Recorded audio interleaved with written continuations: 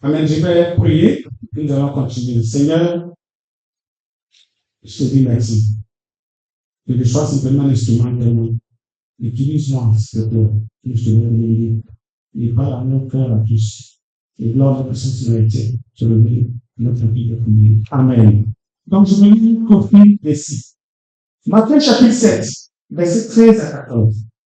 Voici le verset sur lequel nous allons nous prononcer, avec lequel nous allons démarrer notre message. Matthieu chapitre 7, verset 13 à 14.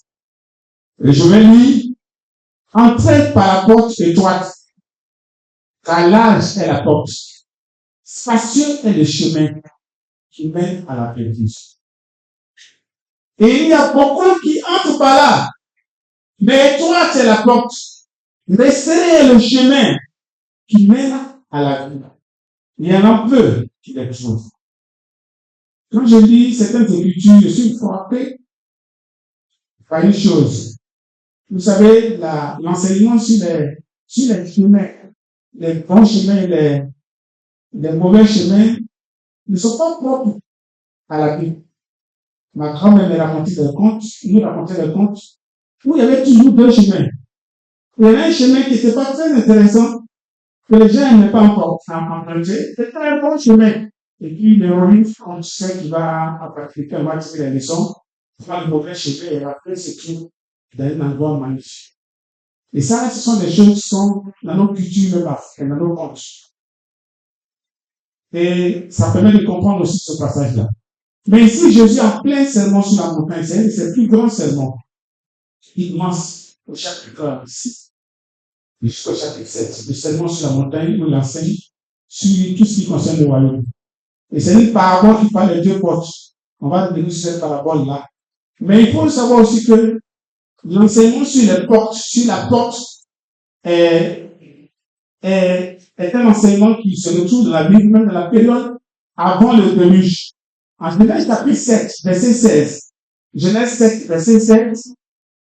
Le Bible dit, en entrant, Dieu prenait de toute chair, comme Dieu l'avait ordonné à Noé. Puis l'Éternel ferma la porte sur lui. Si vous êtes habitué à la Bible, à la Moïse, que je vais précisément vous donner, à un moment donné, il disparaît dans toute la terre. Malheureusement, commence à se détourner de la vérité, vous commencez à faire que d'anéantir l'humanité sur la terre. Mais il avait fait envoyer un homme juste. Il a dit à cause de lui, je vais éliminer tout le monde, mais pas pour rester là. Et soit tu as parti de toi, je vais répondre tout à zéro. Et il a fait venir le déluge. Et l'histoire du déluge est bien connue dans plusieurs cultures en dehors de la Bible. Si vous faites le livre, vous verrez l'ancien, comme le déluge, l'histoire avec les variantes du menu. Et on sait aussi que sur cette montagne, ils ont pris le prix d'un bateau. Et on sait que c'est peut-être une machine. Donc, une histoire qui est prouvée scientifiquement, historiquement. Et donc, Dieu décide d'anéantir tout le monde qui était là. Et il fait pleuvoir. Mais pendant que Noé est en train de construire l'arche, il prenait le temps, les gens avaient le temps d'entrer dans l'arche. Ils sont moqués des riches. Ils n'ont pas écouté les appels de Noé. Jusqu'à que Dieu vient fermer la porte de l'arche. La porte de l'arche de Noé était la porte du salut. Ceux qui étaient dans l'arche ont été sauvés. Il y avait 8 personnes. Et tous les animaux de couple de 8 personnes. Ce sont ces 8 personnes qui ont repeuplé toute la terre. 8 personnes, disons 3. Noé avait 3 fils, Cham et Japheth. Cham a fait les peuples africains, tous les 800, qui sont les peuples africains. Et puis, Japheth a fait les peuples européens. Donc, lui, un peu européen, lui, c'est ma fait tout ce qui est sémitique. Donc, l'arche, la porte de l'arche était la porte du salut.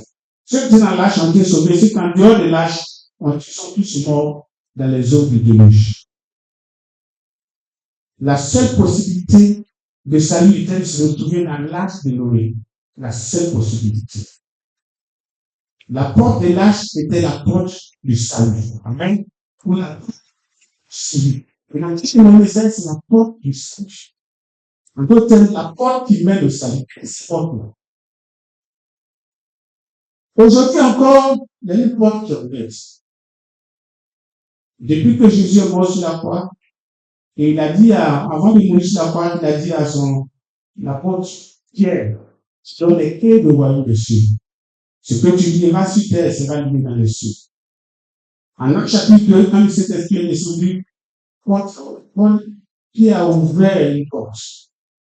Les gens lui ont demandé, qui serons-nous? Il dit, mais pas tout. Il fait tout baptiser. Il vient nous ouvrir une porte. Il a ouvert la porte, cette porte, comment il a dit? Cette promesse est pour vous. Vos enfants, ceux qui étaient là. Dans les pays lointains, en aussi grand nombre que le Seigneur notre Dieu nous appellera. Il vient nous ouvrir une porte pour le royaume, une porte pour le ciel. Cette porte est toujours ouverte. C'est la porte du ciel. Amen. Mais est-ce que tu peux connaître cette porte? Le psalmiste disait, dans le psaume 110, verset 19 à 20, ouvrez-moi les portes de la justice. J'entrerai, je louerai l'Éternel. Voici la porte de l'Éternel. C'est par tout entre les Juifs. Est-ce que tu peux connaître cette porte de la justice? La porte de l'Éternel. Sais-tu par quelle porte entre les Juifs? Quatre choses à retenir qui seront mes 4 points que je vais développer rapidement. Si tu n'as rien compris, si je n'ai pas pu expliquer correctement, c'est 4 choses à retenir. La première des choses, c'est que tu auras toujours un effort à faire. C'est ça que j'ai mis ce chant du Congo. Ce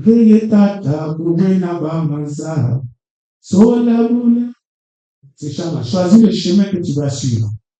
Tu auras un choix à faire. Ça, c'est le premier point. La deuxième chose, c'est que c'est vrai que Dieu nous donne, Dieu nous a fait un don incroyable à l'humanité. C'est le libre choix. L'homme choisit. Dieu n'oblige. Il n'oblige jamais. Il nous propose et puis nous choisissons. Mais il nous encourage. Et le deuxième point, c'est ça. Efforce-toi d'entrer par la porte étroite. Efforce-toi. Et le troisième point, c'est un avertissement. La porte se fermera dans peu de temps. Autant la porte de Noé, et l'arche de Noé était ouverte pendant un bon moment de vie, et un jour, ça s'est fermé. Autant cette porte ouverte par Pierre va se fermer. Et puis le quatrième point sera pour ceux qui sont dans la maison, qui sont passés par la porte. C'est pas parce que je suis rentré dedans que je vais vivre comme je veux. Ce sera, assure-toi de demeurer dans la maison en gardant ta lampe allumée. Amen. Mon premier point, c'est toujours un choix à faire. Il y a toujours un choix à faire. Le verset de Matthieu 7 dit, entrez par la porte étroite. Il y a une porte qui est étroite. Et il dit, large est la porte, spacieux est le chemin qui mène à la vie. Il y a un chemin spacieux, un boulevard. Et il y a une porte grande comme ça, qui mène à la perdition, malheureusement. Et il y a une petite porte qui mène à la vie. La tendance des hommes, c'est de choisir la grande porte. De choisir ce qui est facile. Personne n'aime les petites portes. Les chemins, ils sont pas très bons. Tout le monde aime l'autoroute. Moi, je vais rouler sur l'autoroute. À l'époque, la voie des Borken n'était pas très bonne. J'allais souvent en mission en Borken. Ouf, c'était compliqué. Et c'est difficile. Mais quand c'est l'autoroute, tu es parti.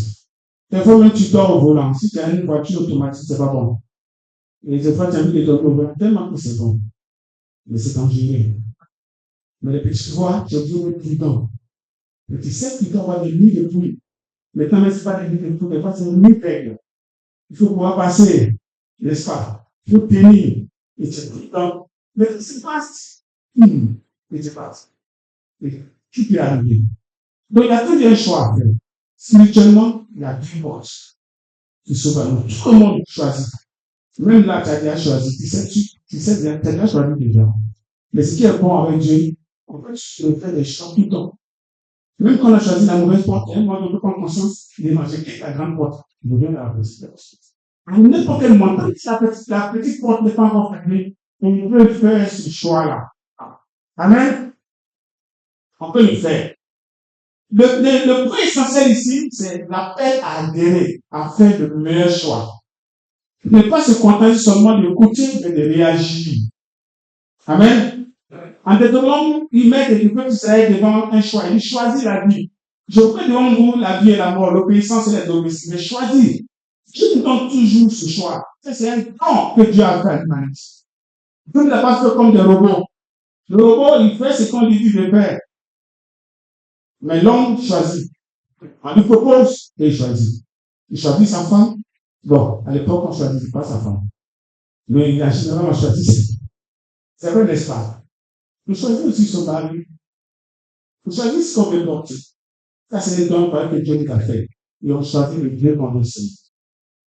Et on en suit quand tu as fini de choisir. Il est important de savoir qu'il y a au moins, il y a deux portes de chemin. Il y a une qui est l'âge qui mène à la perdition, l'autre étoile qui mène à la vie. La première porte est la porte empruntée. Elle comporte moins d'obstacles. C'est la porte de la désobéissance à Dieu. La porte où on dit, bon, moi, Dieu, la porte de Dieu. Dieu, c'est un concept. Voilà, c'est une idée. Voilà, c'est tout. La porte aussi de la désobéissance, de l'obéissance en partie. Parce que quelquefois, on obéit, mais on obéit très bien. Et on pense qu'on obéit pour Dieu. Il n'y a pas de zone donc. Pour Dieu, c'est tu es dedans ou tu es dehors. Il y a une situation parfaite. Quand Dieu décidait ce homme au bord, l'autre est sorti avec sa femme et ses filles. Et puis sa femme a suivi. Et puis à un moment donné, elle a commencé à penser à ses amis qu'elle a laissés là-bas. Avec qui elle bavardait, causait chaque fois. Et bien, si ça c'est sûr que nous, on va s'en sortir. Et puis, elle arrivait à la namière, près de une statue de saint. Elle avait un pied dedans, un pied dehors. Et beaucoup de personnes qui viennent d'être chrétiens, un pied dedans, un pied dehors, qui dansent, qui servent. Quand la porte est droite, la porte large. Et Dieu est dans la porte large. La porte large, c'est la porte, la forme extérieure de la foi. La forme extérieure de la foi, c'est dimanche, je prends ma Bible, puis je m'en vais au culte.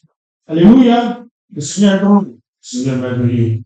Mais la vraie foi, il fallait m'en faire par de Romains chapitre 12, verset 1. C'est ça la vraie foi. La forme extérieure de la foi. Amen.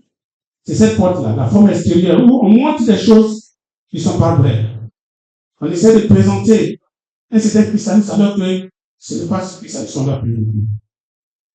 C'est la porte où il n'y a pas de conviction sur le péché.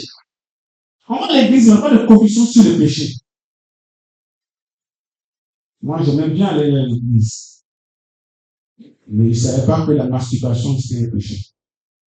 Je ne savais pas qu'avoir une relation sexuelle en dehors du mariage, c'était un péché. Des fois, je le savais, et puis je continue. Pour Dieu, quand tu es dans la porte étroite, c'est une porte difficile. Et tu dois te forcer. Le mensonge. Dites-lui que je ne suis pas là. Alors qu'on est là. Ça, c'est la porte large. On va lui dire que soit on n'est pas là, soit on dit que je ne veux pas te rencontrer. J'aime cette situation où Jésus est incroyable. Il y a un débat. On lui demande pourquoi est-ce qu'il chasse les démons, pourquoi il fait que ce miracle. Et il dit à ceux qui lui demandent, et vous, pourquoi Jean-Baptiste aussi faisait cela? Et il ne voulait pas répondre parce qu'il répond, ça ne les arrange pas. Et puis ils disent, on ne sait pas. Ils ont menti. Et puis Jésus dit, je ne vous le dirai pas. Vous voyez la différence? Moi, il est simple, mais je ne vais pas vous dire. Il n'a jamais menti. Cette histoire incroyable. J'ai fait une dévotionnelle pour un temps avec mes enfants pour leur expliquer. Jamais, des situations compliquées, il leur dit la vérité. Faites ce que vous voulez de moi, je vous dirai la vérité. Donc, on n'est pas dit, il faut dire que je ne suis pas là. C'est ça pour l'âge. Amen. On est d'accord, donc on n'est pas d'accord avec moi. La première fois, on triche l'école, mais, c'est la porte d'âge. Tout le monde suit le feu. Même si tu chantes à l'église, c'est une porte d'âge. C'est vrai, n'est-ce pas? Nous, on fait une défense en ligne. C'est ce qu'on appelle c'est une porte. Contrôle ici. C'est une porte d'âge. C'est vrai, n'est-ce pas? Le corridor, voici c'est le corridor. L'adultère, la fornication, c'est une porte d'âge. C'est la porte où on n'est pas attaché aux Écritures. On connaît un peu la Bible. On a une grosse Bible. Mais on n'est pas attaché, on ne connaît pas même vraiment, on ne lit pas. Mais la Bible est là. Fait que tu vas dire, oui, est-ce que il y a le devant, hein, dit bon, par exemple, pourquoi Matthieu 7, verset 13? Matthieu 7, verset 13, de Matthieu 7, dans le roi. C'est le Messie Testament. C'est la porte l'âge. Vous êtes d'accord que c'est la porte l'âge. Bien. C'est la porte sans la quête véritable de Dieu. Ça, c'est la porte l'âge. Maintenant, la petite porte là, voici comment elle est décrite.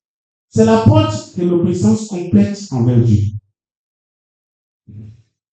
C'est la porte de ceux qui marchent par la foi. Celui qui prend la petite porte, il marche par la foi. On lui dit, quand il étudie là, il est en train de se convertir, la fille avec qui tu sors, qui n'est pas ta femme, soit tu la maries, soit tu te sépares. Il veut la foi. On dit à cette jeune fille qui est entretenue par un homme, je vais donner vraiment culturel. Si l'homme l'a petit entretenu, si tu n'as pas de foi, tu ne peux pas. Parce qu'après, c'est fait quoi? Comment je fais? C'est la porte où on marche par la foi. Amen. C'est la porte où on veille sur notre cœur pour ne pas blesser Dieu. C'est la porte où on est attaché aux Écritures. Amen. C'est la porte où Jésus est Seigneur de notre temps.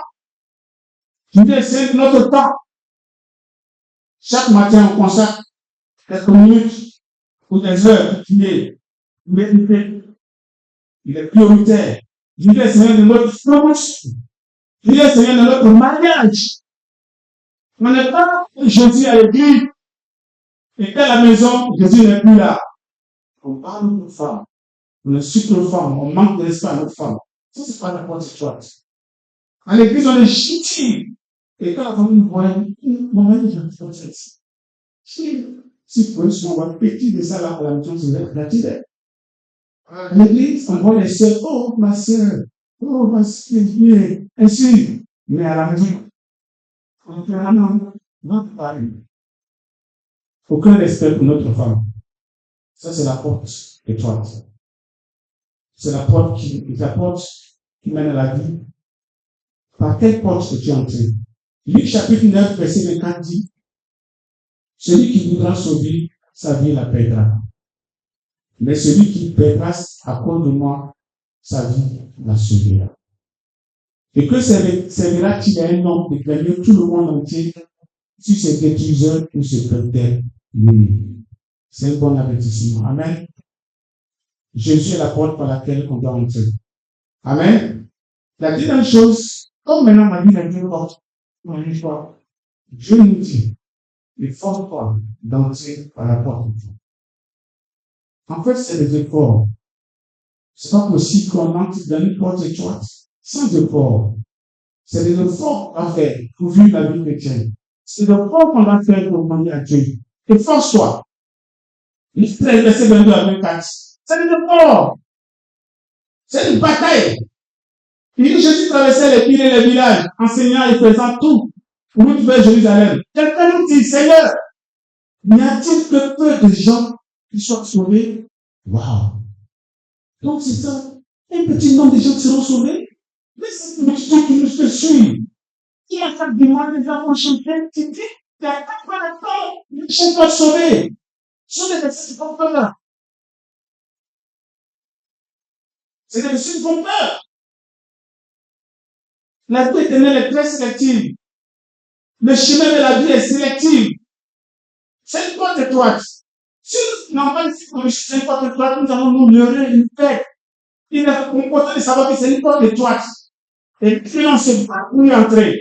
Mais si les gens qui ne pas comme vous gagnez ouvert, c'est une grosse leurre. Ça va nous détruire. Ça va nous détruire. Il dit, efforcez-vous d'entrer par la porte étroite. Quand je vous le dis, beaucoup chercheront à entrer et ne le pourront pas. Beaucoup chercheront à entrer et ne le pourront pas. C'est un appel à faire des efforts. Un appel à faire des efforts. C'est un appel à faire des efforts. Il ne s'agit pas de chercher d'essayer, de se tenter. Je ne vais pas voir ce que je dis. Non. Il faut faire des efforts. Il faut faire des efforts. Celui qui est rentré, j'ai travaillé pendant des années à Yatsoko, les 6 années, puis à HP. C'est des efforts. Ce n'est pas des efforts, tu n'en parles. C'est des efforts. Alors, c'est papa, je connais ces jeunes-là. C'est des petits durs. Sont ingénieurs généralistes, ils sont ingénieurs techniques, c'est des copains de jeunes. Mais c'est des efforts. C'est des batailles. Maintenant, tu viens en terminale, il y a une histoire qui m'était racontée. Il y a un qui en terminale à son lycée, on l'appelait un professeur. Il est venu à l'EPA, il dit devant sa porte un professeur. Quand les premières notes sont venues, il a enlevé le tableau, il a mis du côté. On te dit, il y a 1, 2, il y en a même au moins. Et puis, maintenant, tu as une forme. Il faut se battre pour te sortir. Luc 9, 23 dit, si quelqu'un veut venir après moi, qu'il renonce à lui-même. Qu'il se fasse chaque vie de sa croix et qu'il me suive. On n'a pas de l'effort dans le renoncement. Sans renoncement, on ne peut rien. Si on s'aime trop, si on n'aime pas souffrir, de nous vite, on va vivre la vraie vie chrétienne. Il y a une forme de vie chrétienne qu'on peut vivre. Mais la vraie vie chrétienne, là, la vie, c'est l'effort. Je dois me battre chaque jour que je reste fidèle à ma femme. N'oublions pas que la porte se fermera dans peu de temps. La porte va se fermer dans peu de temps. Verset 25. Quand le maître de la maison se sera levé et aura fermé la porte, et que vous, étant dehors, vous commencerez à frapper à la porte en disant, Seigneur, Seigneur, ouvre-nous. Il vous répondra, je ne sais d'où vous êtes. Il y a un jour, Jésus va se lever et il va fermer la porte. Le moment, il observe, il espère, il est encouragé, mais un jour, il fermera la porte. La porte ne sera pas éternellement ouverte.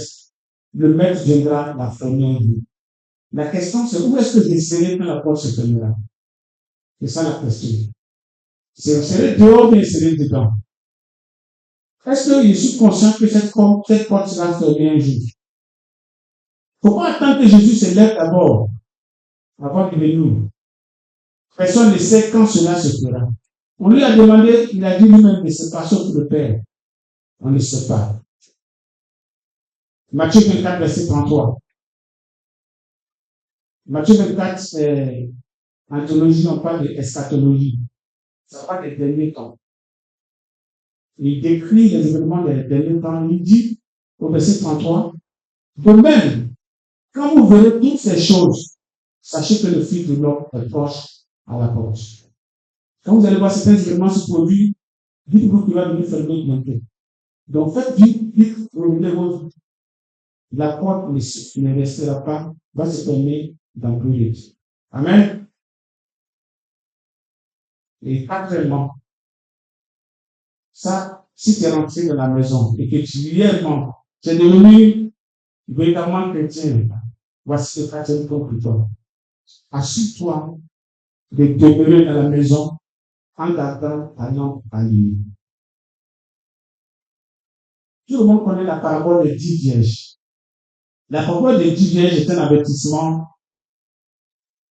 pour tout chrétien. Matthieu 25, verset 1 à 10. Le verset dit, la Bible dit, alors le royaume des cieux sera semblable à 10 vierges qui, ayant pris leur lampe, allèrent à la rencontre de l'époux. 5 d'entre elles étaient folles et 5 sages. Les folles, en prenant leur lampe, le prirent avec elles. Mais les sages prirent avec leur lampe et l'huile dans les vases.